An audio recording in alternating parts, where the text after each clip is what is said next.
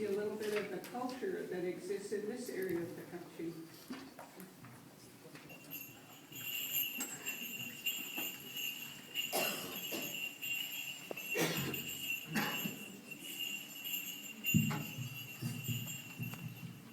Hello.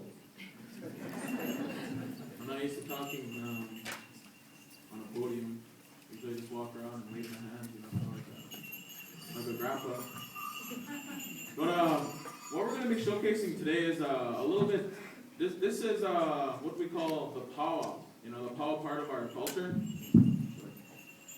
And what we're going to be showcasing is the different tribes that put their input towards the powwow circle. Powwow, where they say powwow come from was the Omaha people. The formation of it, the dances. No, actually the dances come from different tribes. Like the Ojibwe, the Blackfoot, the Lakota, Dakota, Nakota, the Cheyenne. Different tribes all put their input into the powwow. And as you can see, we have 5 categories. And there's 7 different territories. There'll be 10. So what we're going to be showcasing is sorry, I'm not used to this podium. I don't really know what to do with it. There we go. All right. Has anyone ever been to a powwow? Raise your hand. All right. So majority of people know what goes on at a powwow. So when we all go to powwows, they have the pipe ceremony first. Then that's just to bless the weekend or the grounds or the travelers that are coming. And after that, we have, I guess what the start of the powwow is, the grand entry, usually at noon or 1 o'clock. And this grand entry, where it originated from was rodeos. If you ever go to rodeo, they'll bring in every rider, name them off, and they all come in their different categories of what they're riding. First Nations people, we adopted that into our powwow circle. And that's what starts off a powwow. Unfortunately, this is pretty small to do a grand entry, so we'll just get right into the program. Our first category we're going to have is the ladies' traditional. And a little story behind the ladies' traditional. This is our oldest dance. In every tribe in North America, this dance, they have their own interpretation of it. Here in Saskatchewan, we have our ladies' northern traditional, we call it. When you go south, they have the southern buckskin. When you go east, they have it's kind of like a stomp dance, eastern cloth. And they also have southern cloth. See, like I said, every tribe put their input into this. Where this style comes from is a mixture, what we call, Iron Nation. The Nakota, Lakota, Dakota, the Cree, the Soto. This is all our interpretation. And you'll notice on all of our outfits, including hers, we all have designs. Beadwork, different applique, stitchwork. What these designs represent are our family. Everything that our ancestors have done or created is on our outfits. And a lot of our feathers, a lot of our colors, like I said, they're passed on from our ancestors, from different achievements. But I'm going to get back to the ladies' traditional. The ladies' traditional, like I said, is our oldest dance. And where the ladies' traditional originally started was on the outside of the powwow circle. Way back when, what my elders have told me is that the ladies' traditional were always on the outside, while the men danced in the middle. And I'll get back to that story. So what we're going to be doing is giving her 2 songs. One song is, the first song is going to be the straight song. And all of our categories here dance to that straight song. We've all adapted to dancing to the straight song so we could all dance together. But every category has their own specialty song. And the second song that she's going to be dancing to is what we call the round dance. So if we get charging, we're going to sing 2 push-ups of a straight song.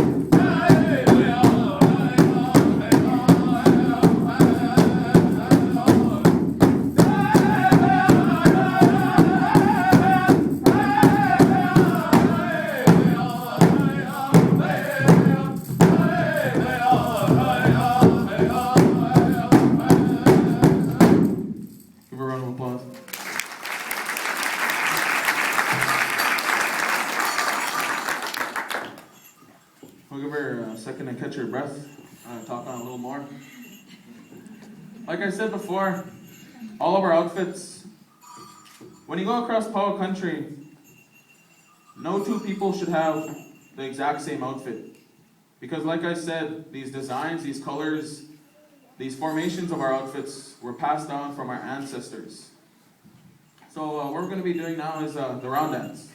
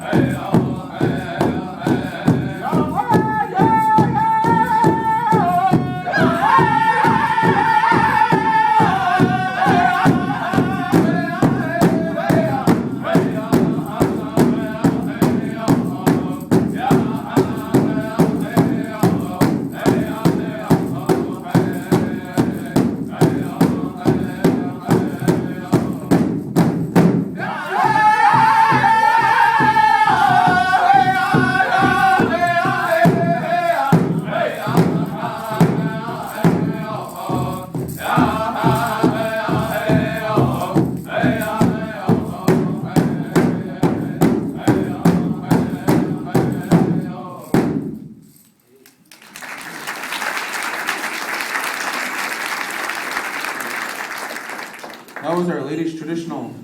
Like I said, that category is one of our oldest dances to our women's categories. You know, when I was growing up, people always ask, there's always a question that people always ask. It's, why do you dance? When I was younger, I always just told them, because I love it. It's what I do. It's fun. And then when I was a teenager, people kept asking that question.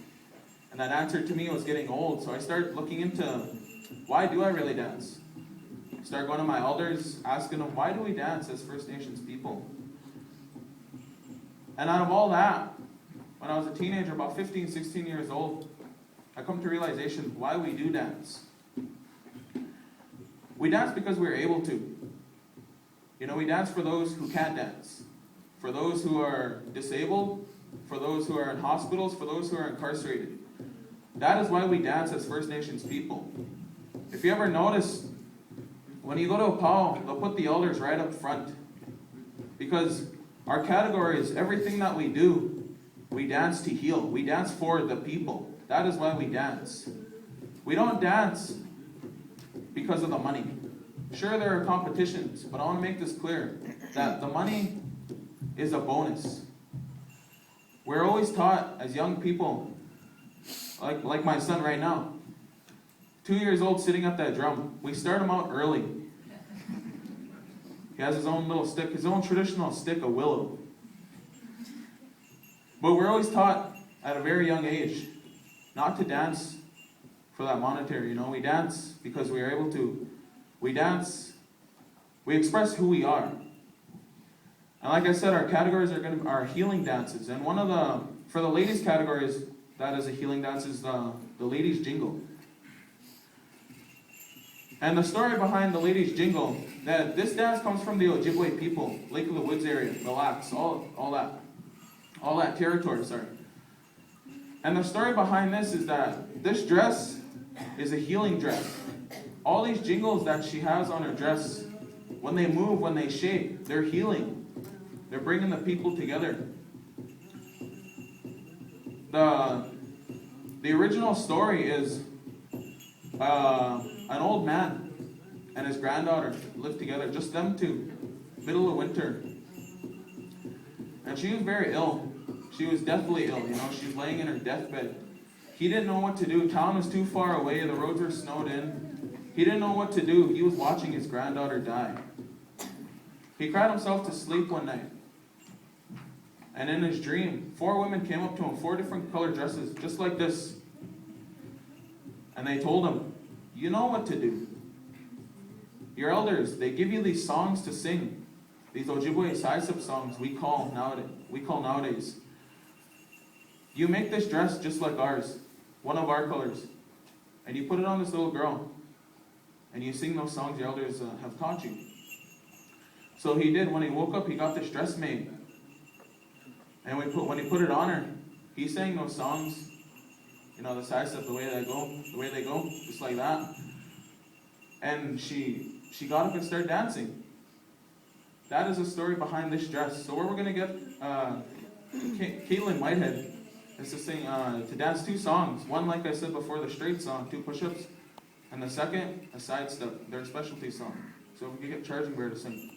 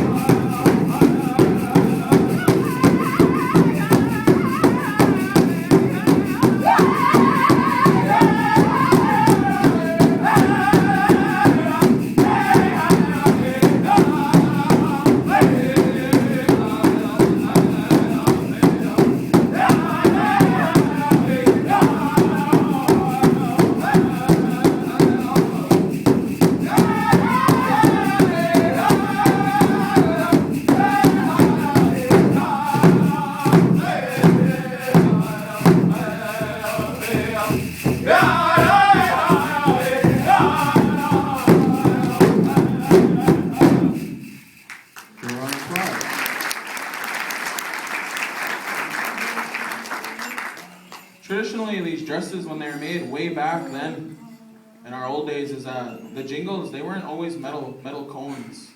Jingles, we call them, but I guess to describe them, metal cones.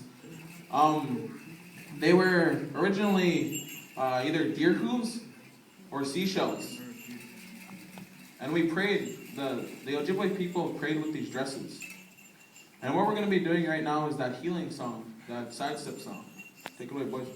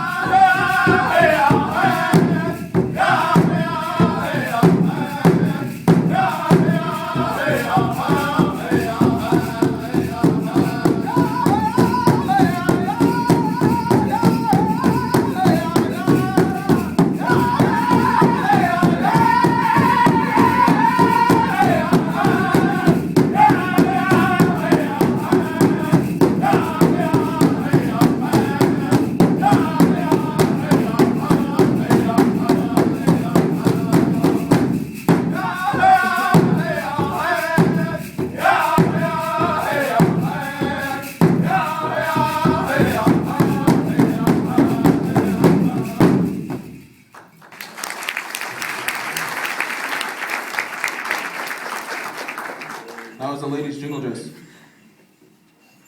Our next category we're going to be presenting is the men's grass. And like I said before, the ladies' jingle is a healing dance. This here also is a healing dance. The story behind this category is it comes from the Sioux people, Lakota, Dakota, Nakota. And they use these dancers, to purify the grounds of where they're having their celebrations or their ceremonies. you'll notice some of the moves he does, he's using his foot, that's, I guess, represents flattening the grass to make it safe for other dancers. Well, where this category, the story behind this category that was told to me by my elders is that a young boy, 11, 12 years old, couldn't walk. All he did was watch his brothers, his uncles, his father, his grandparents dance.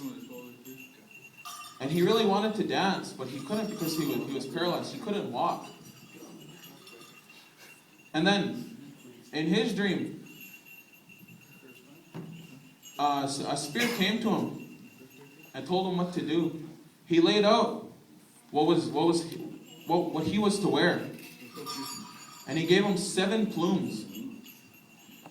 And those plumes were placed 2 on top, 2 right behind the shoulders, 1 directly on the spine of his outfit, and 2 on the knees. And they said, just get up, just get out there. You want to dance with your brothers, do it. So that next day, when they were dancing, this outfit was made for him. He put it on, and all his might, he got up and he started dancing. That's why we say these 2 categories are healing dances. So what we're going to get the boys to do is sing 2 push-ups of a straight song, and then 2 push-ups of a foot slide. All right, go ahead, Freeman.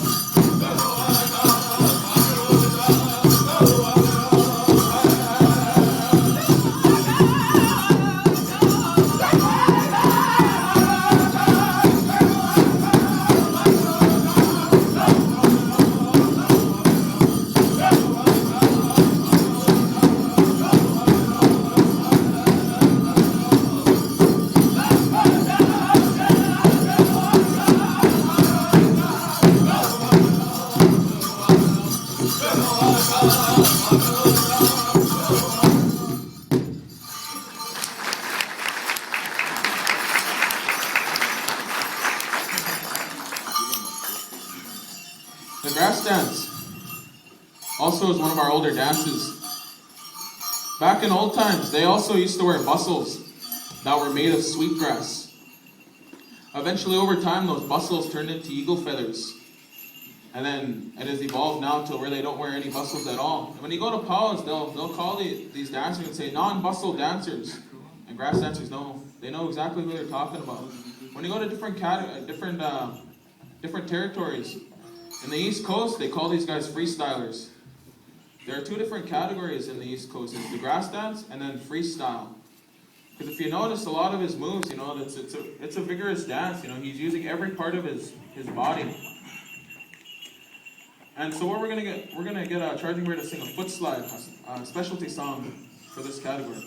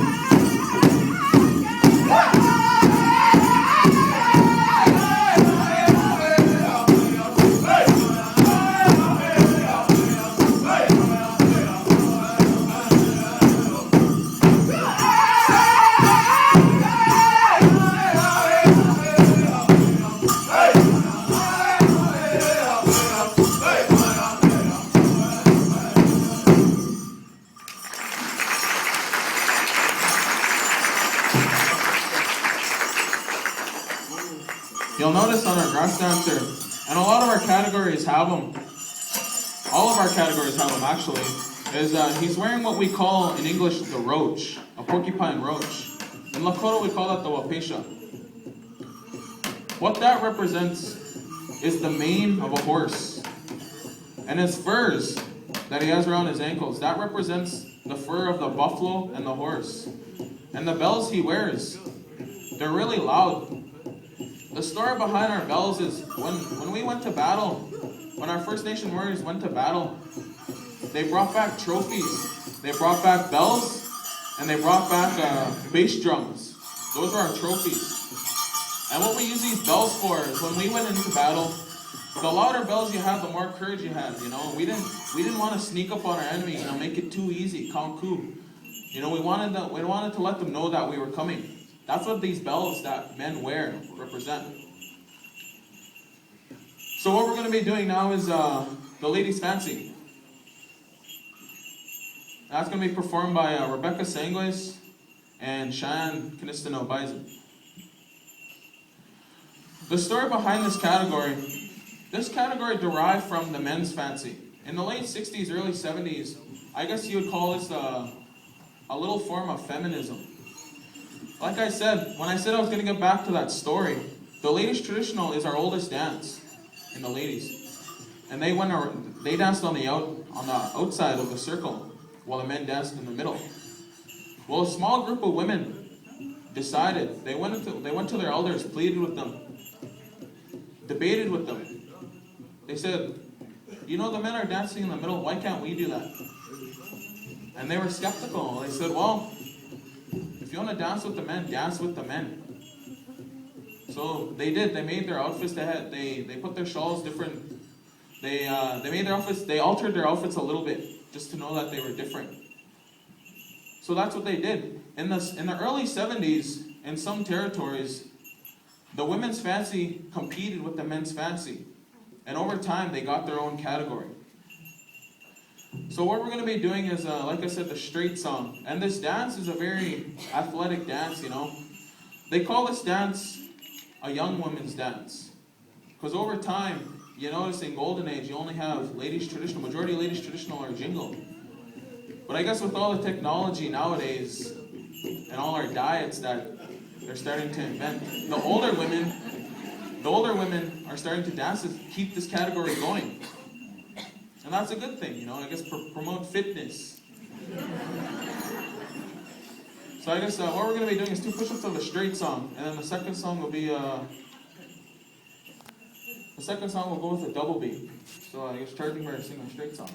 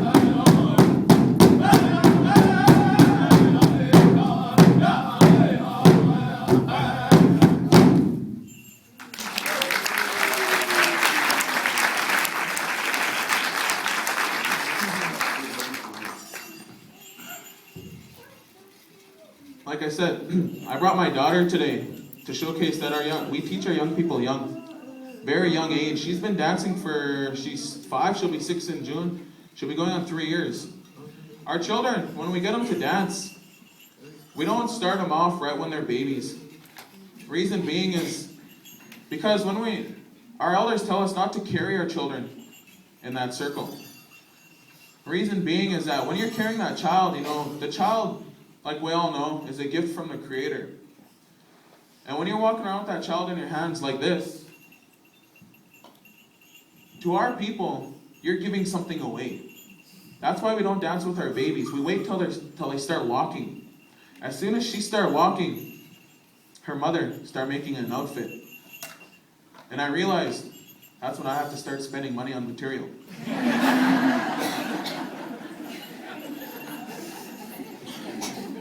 Although another little story behind this category is that this category nowadays is known as the butterfly dance.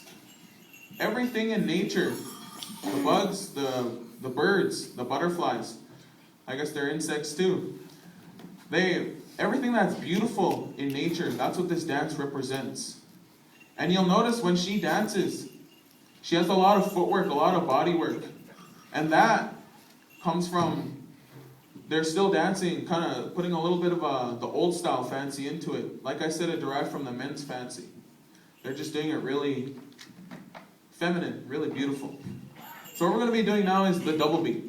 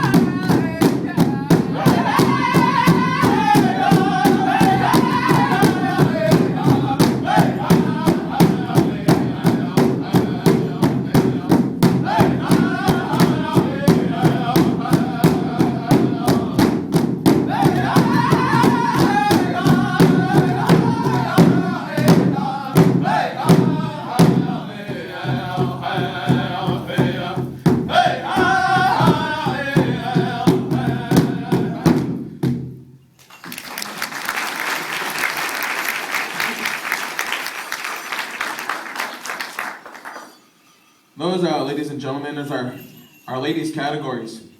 These three categories, you'll see at every powwow, interpreted different ways, like I said. And I guess what we're going to be doing now is showcasing the men's fancy.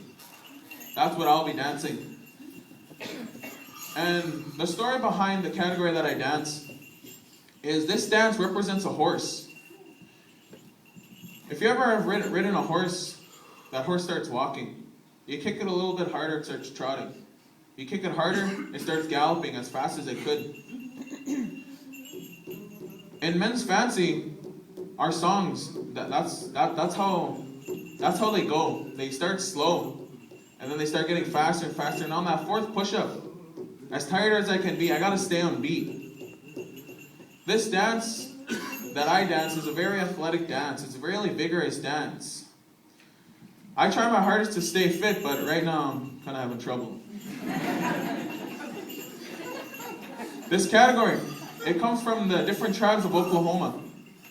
Not one tribe can claim this dance, because all the tribes in Oklahoma put in their part. This roach that I wear, it's not the typical porcupine roach. This roach we call is either a feather crest or a feather roach. And where this roach comes from is that in Oklahoma, way back when the people were on the Trail of Tears, they couldn't find what they needed to make those roaches, the porcupine roaches. So they started using feathers to go along with their bustles. And when you go to Oklahoma, you'll see a lot of these. In our territory here, it's still becoming a new fad. A little story behind the roaches, again. What those roaches represent, those alpacas, like I said, they're war trophies that we got from the Pawnee. So what we're going to be doing now is 2 push-ups of a really fast song, I guess.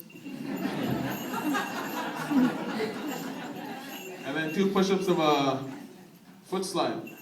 In our northern part of North America, we do crow hops. When you go to the south, you sing them a crow hop, they kind of look at you like, you guys are crazy bringing that down here.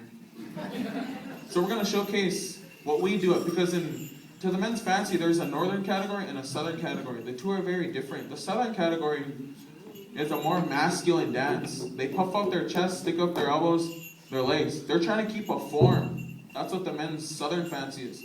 Men's northern fancy. We do a lot of spinning, a lot of footwork, a lot of getting tired. And you'll notice on the men's fancy dance, when you go to a powwow, men's fancy dancers have a rocker, like I do on top, that rocks back and forth. When the feathers are facing frontwards, and when you use a rocker, what that represents is warriors charging into battle. When they're backwards, it's retreating. When they face each other, and not very much people do this nowadays, only the older fancy dancers, it's two warriors battling. So what we're going to be doing is 2 push-ups of the first song. Forgive me if I can't talk after this first song.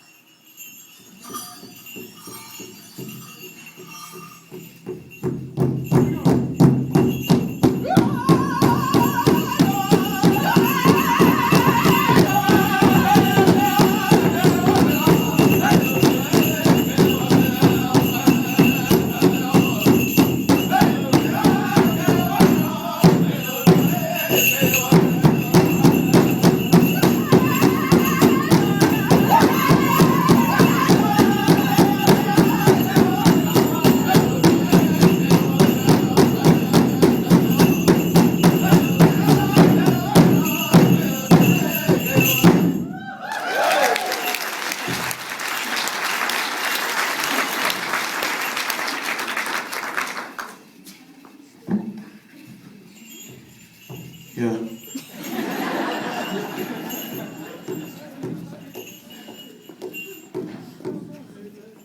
To be honest, I'm surprising the hell out of myself right now. I guess all that running paid off. What I forgot to mention in our categories on the powwow trail, every dancer and singer you see, we're taught by our elders not to be under the influence, drugs and alcohol. Because all of our outfits that we wear, those drumsticks, that drum, those are our spirits. And if we start abusing our spirits will leave us.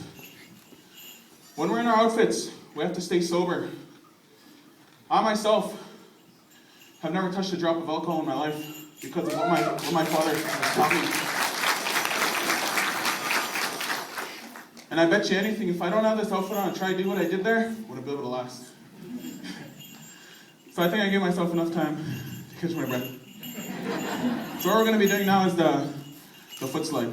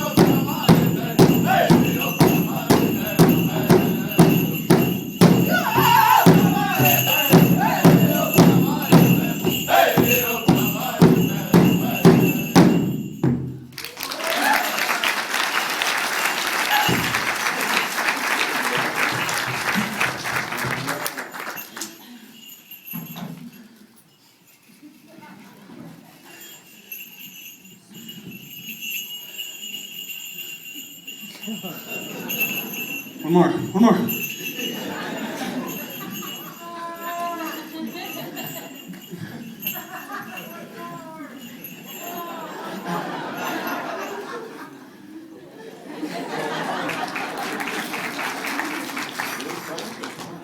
want to see one more. Come out here and dancing. No, I get the singers to sing me another specialty song for Men's Fancy. It's a southern song.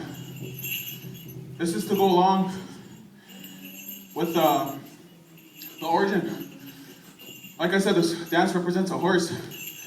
It starts slow, gets faster and faster. That's how the song will get. So if we get the charging bear to sing me a song that comes from local Oklahoma territory, Indian territory. All right, boys, kill me.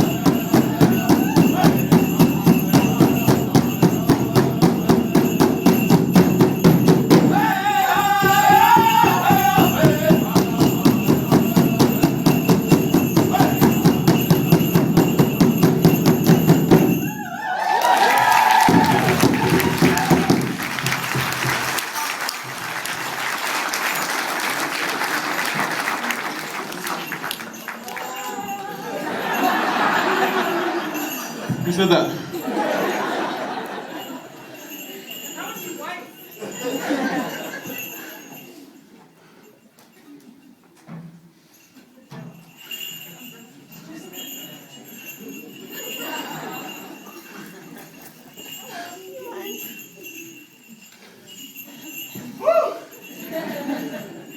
All right. Ladies and gentlemen, those are the 5 categories that we brought to showcase you today. Let's give everyone a round of applause.